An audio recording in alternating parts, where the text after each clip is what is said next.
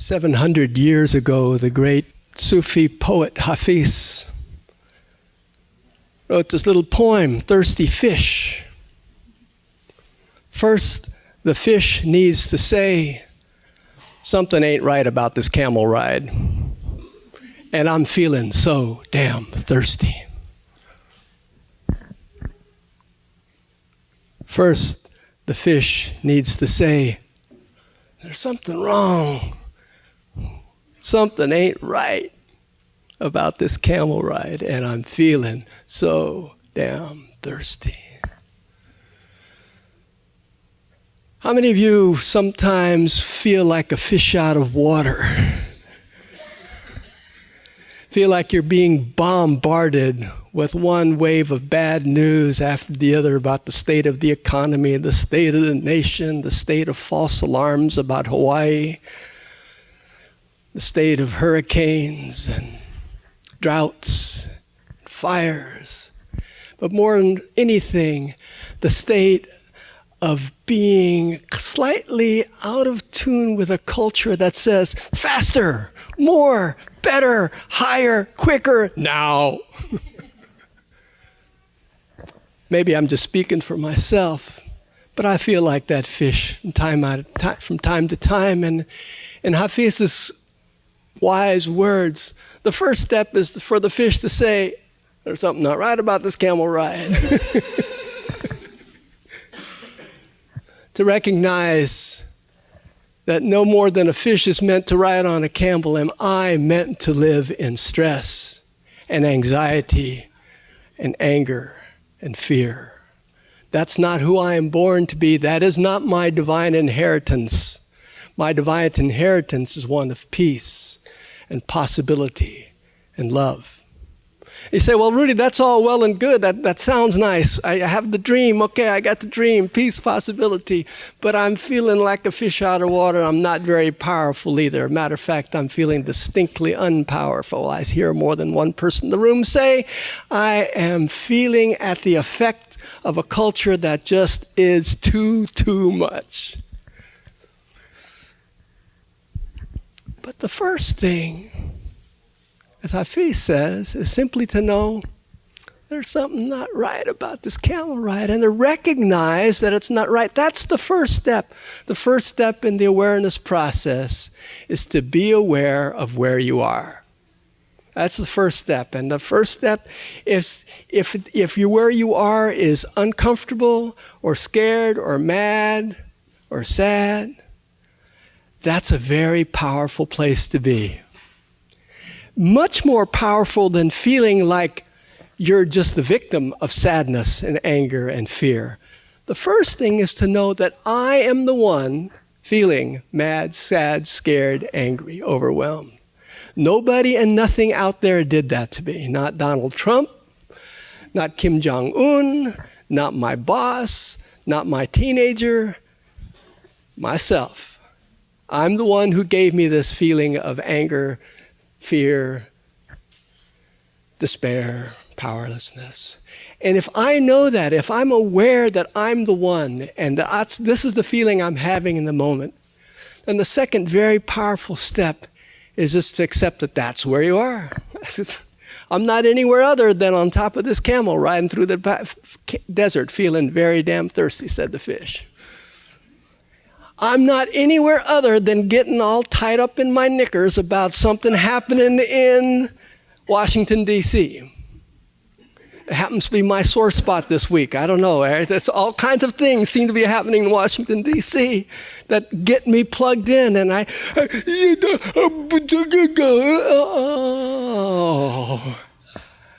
gave myself this feeling, and I accept that I gave myself this feeling. Second step is just to accept it. And then the third step is to open up to something larger than myself, my little feeling of anger, fear, sorrow. And for me today, that's opening up to the dream.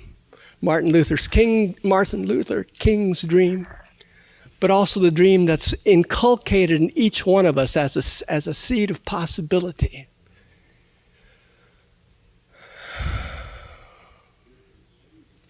And yes, aligning with something bigger, with God, with a dream, with a feeling of love, whatever works for you to get outside of the smallness and into the bigness, that's a much easier thing to say than it is to do. But it does not make it one whit less important to do, just because it's hard. And it doesn't have to be hard. There's absolutely nothing hard about returning to who you truly are, which is a being of peace and love and divine inheritance.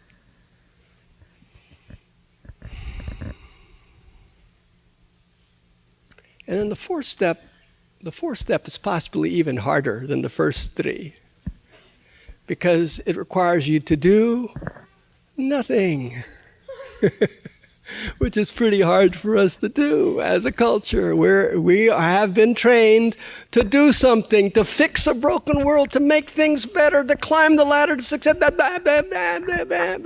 And the fourth step asks me simply to be present with the awareness of infinite possibility beyond my dream, beyond my imagining, beyond anything my mind can figure out or plan or wish for or try to make happen, is a field of infinite possibilities. And it can only be reached in the silence and the cessation of my own agenda, my own thoughts, and simply dropping into that space of waiting. You say, well, Rudi, that's all well and good, but then how does anything happen in the world if all I do is sit around being aware and accepting and aligning with something bigger and then waiting in peace and silence till what? What?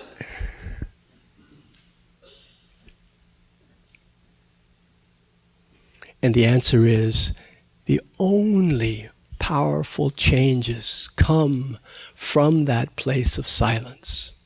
And from that place of love, and from that place of being guided by something other than my own agenda.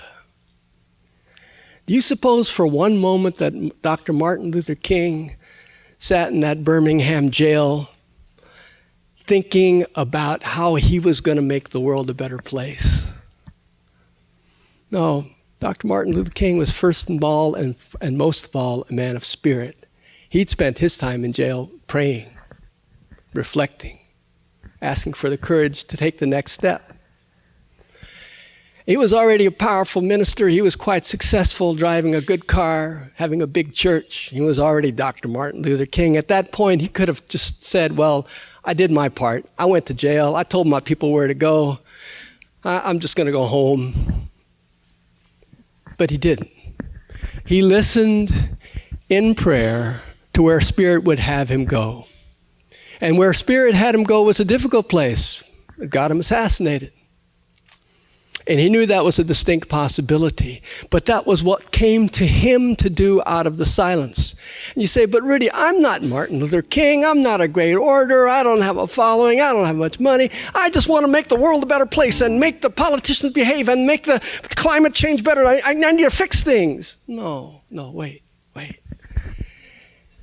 If at any time we feel that urge to make anything anywhere out of a sense of what I need to do to make the world better, we are cooking up a recipe for disaster and more anguish and anger.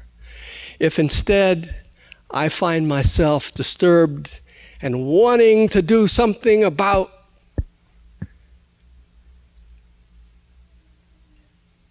I remember that I've got this knot in my stomach that's propelling this feeling, reacting to outside forces that have no control over me. If I remember to just be aware of my feelings, accepting of them, allowing myself to open to the bigger, larger God, infinite field of possibilities, and sink into the silence, and from there ask, how can I be led to make a difference in the world? And it probably will not involve sending off an email to the President of the United States or picking up picket sign. And it probably will involve you doing something immediately for your child, for yourself, for your coworker in your media environment. Which is not to say that you shouldn't picket or send emails to politicians or try to affect change in the world. It's not an either-or proposition. What I'm advocating here is the awareness that peace is an inside job. Living the dream can only happen from a larger place than my anger and my need to fix a broken world. And that larger place is accessible through prayer and meditation, or just being quiet and humble for a while, instead of being so certain you know how the planet needs to be run. And then from that place of peace and power and possibility, feel the dream, be the dream. But not while up on the camel, riding through the desert feeling so damn thirsty. From a place of joy and peace and power and possibility.